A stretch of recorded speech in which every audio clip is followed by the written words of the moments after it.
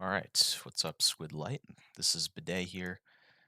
You might remember a little while back, I put a message in our Signal chat asking if people would be interested in me making a video going over the Endzone set. And that seemed to get a lot of positive feedback. I got a lot of likes on that message. So today we're going to be making a video going over the middle Endzone set. I'm probably gonna make another one for the sideline set, considering how long this has gotten.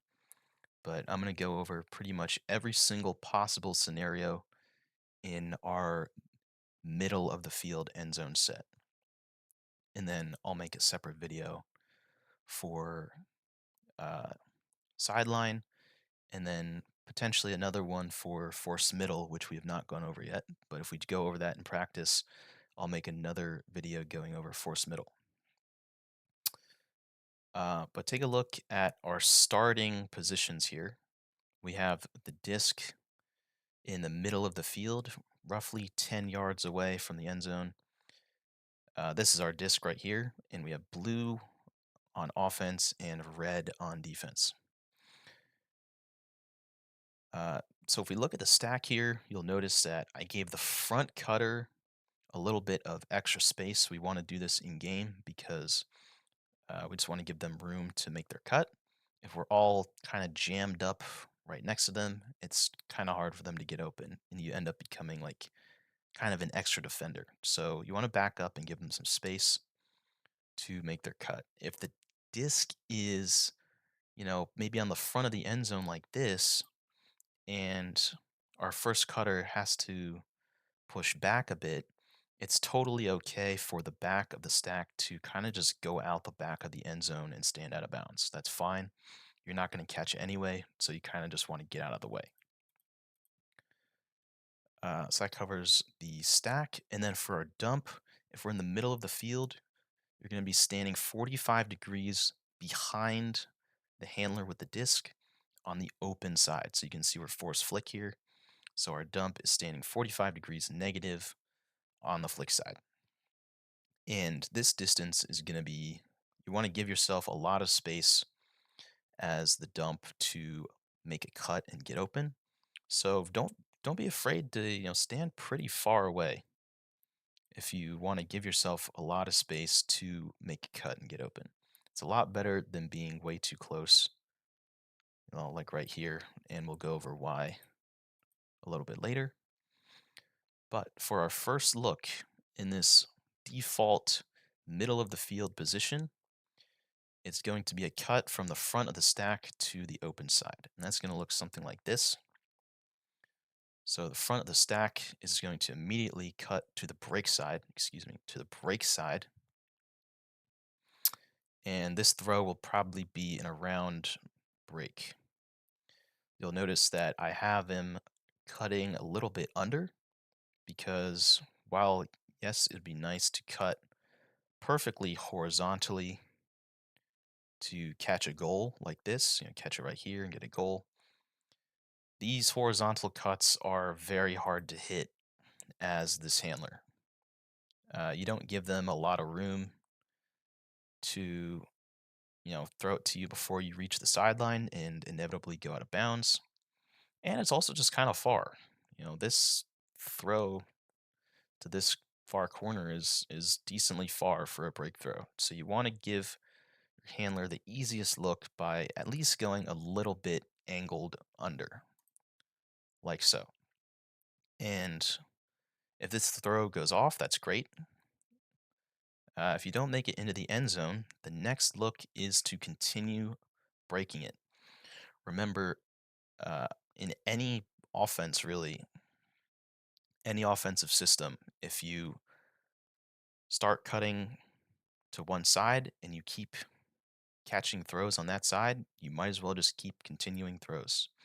So if we throw it to the break side, you want to continue cutting to the break side. So we catch this, great. The next cutter is going to continue to the break side. And this throw should be pretty easy because you started with a break side cut. So your defender's going to be behind you. They're going to be scrambling to cap this throw, but it's probably too late. So this around break should be decently easy, and that's probably a goal. So that's great. And second scenario is off our default position is that the first cut gets faked. So we do our nice little break side slightly undercut. He's not open. We fake it. Great. He goes back to the stack quickly. Everyone else moves up. We want to make sure we maintain roughly the same distance to our handler. We don't want to get too far. And now what our handler is going to do is turn his entire body to look at the dump. So we're not going to turn our head. We're not going to turn just our shoulders or our hips. You can turn your entire body to look at the dump. You want to make it extremely obvious to them that you are ready for them to make their dump cut. If you take a little quick glance at them and then they start cutting and then you look back, you're going to run out of time pretty fast. After this first look gets faked, you're probably already at stall 5 or 6, maybe even higher, depending on how quick that first cut comes off. But the point is, you don't have time to look back upfield. So once you look at your dump, you are going to commit to throwing it to the dump. Do not look back upfield. So you're going to turn your whole body, and the dump has two choices to make here. The first is a cut to the break side. So we're going to initiate into our defender and then take a nice little jab and cut laterally to the break side like so. And then you get this nice easy dish to the break side. You're going to want to lead them out into this throw. So by the time they catch it and run onto it, their defender is going to be, trailing by a little bit more than if you just threw it directly to them. It's also safer. This defender might be able to, catch up, maybe lay out and D it if you were to throw it, directly to them. So you want to lead them out a little bit to the break side, and then we just threw it to the break side. Where does it go? You guessed it. It goes to the break side again. So the front of the stack is going to continue to the break side. For this one especially, you really want to cut under because now we're even further away from the end zone than before. So cutting horizontally here is really not an option. So you really want to at least cut a little bit under to make this throw easier. And then again, just keep breaking it if possible. And then scenario 2 from this looking dump position, we're looking dump at stall 5 or 6, is the upline cut. So our dump is going to again initiate towards the defender, but this time they're going to cut upline like this. And now we can throw this, little inside to get this upline connection here. Now this throw can be pretty difficult. This defender is normally going to be very tight because they're looking more to take away the upline than the break throw because the upline is a lot more dangerous. So a lot of the time, this throw is going to be heavily contested.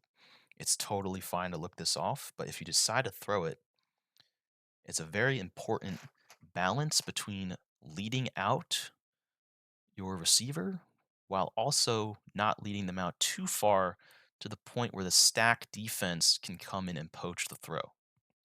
So you want to get it a little bit ahead of them just so they can run onto it and this defender can't get in the throwing lane and D it. While not being too far to the point where, anyone in the stack could just run over and D it before they're able to catch it. So that's just something to be wary of. And then let's say this handler catches it. That's great. Now, because we threw it to the open side, we're going to continue to the open side.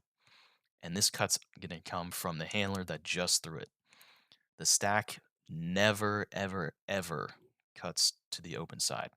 I don't want to see this guy cutting over here on this open side throw. It totally screws up the entire offense. This guy is automatically not open anymore because his defender is going to follow him. And now this entire lane is clogged up. This throw is never going to come off. So if you're in the stack, please, please, please do not cut to the open side. You're going to make me sad. So this throw goes off. And now our handler is going to cut up line for the continuation to the open side. And in theory, that's a pretty easy goal. Open side. His defender is trailing him significantly because they were marking, right? So the mark stands on the break side. And then if he cuts to the open side, naturally the defender is going to be behind. So a lot of the times this will be a pretty easy goal. Now for scenario 3, we're back at the middle and this dump upline cut goes off, but we fake it now. So we fake this guy off and he's going to clear to the back. Now this guy is alone in the backfield and he needs some help. So the front of the stack is going to do what's called a fill cut. So you're going to start by initiating directly at your handler, and then you're going to sharply cut laterally to the break side. That's going to look like this. So we cut towards our handler, sharp cut to the break side, and more often than not, this break is where we're going to see our fill cut happen. Notice again, the rest of the stack is filling up forwards, so we're not getting too far away from our handlers. So we throw this break, and then by now you should know, throw it break, we're going to continue to the break side, right? That's great. The second option for this fill cut is they initiate, start maybe going to the break side, and then the handler fakes them. If you get faked as you're doing this fill cut, either in the process of initiating in this cut towards the handler or very shortly after starting to go to the break side, you get faked, you're going to want to switch directions and go up line. That's going to look like this.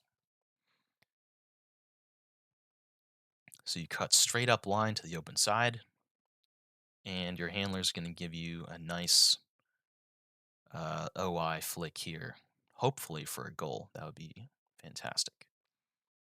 But again, if you get faked, you need to make sure that you're cutting up line as fast as possible. Even if you're open, if you think you're open and you get faked, it doesn't matter. You got to run up line because your handler, in his head, he's thinking, all right, I'm going to fake him, so I'm not going to throw him. So if you loiter on the break side and say, oh, I'm open, your handler already has decided he's not going to throw it as soon as he gave you that fake. So that's not a good idea. You get faked, you got to go up line as fast as possible. All right. And now let's look at what happens when we get a break throw to go off, but we're faking the continuation. So all the scenarios I've showed so far, the continuation break is getting the disc. What if he gets faked? Well, he's going to cut and clear as soon as he gets faked. That's very quick clear to the back of the stack. And you'll notice that this defender is now going to cap this break side and get back on the proper side to mark.